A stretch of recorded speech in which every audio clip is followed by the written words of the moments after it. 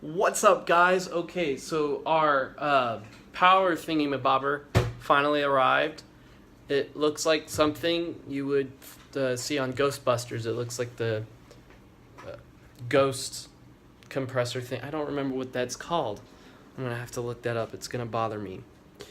And we actually got it like yesterday or the day before, but the problem with it is it has this plug right here that doesn't fit into a certain hole.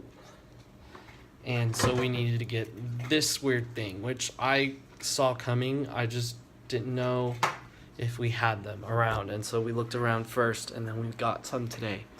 The concern is that we're worried that it might blow up, so I thought I'd get this recorded just to see, hey, if it blows up, we have a do not do it this way video, and if we get it right, I can make some recommendations for you. So, here we go.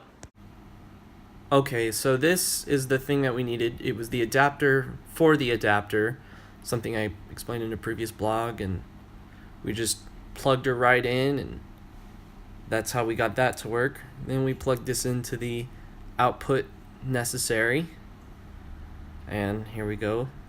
We, put it together.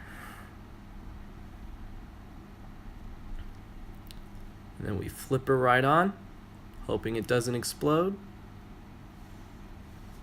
There we go. And here comes the ultimate test. Turning it on.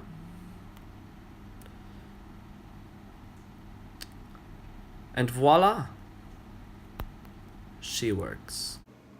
Well, there you go. So if you're ever in Europe and you need to plug in an Xbox One S, you buy this giant thing.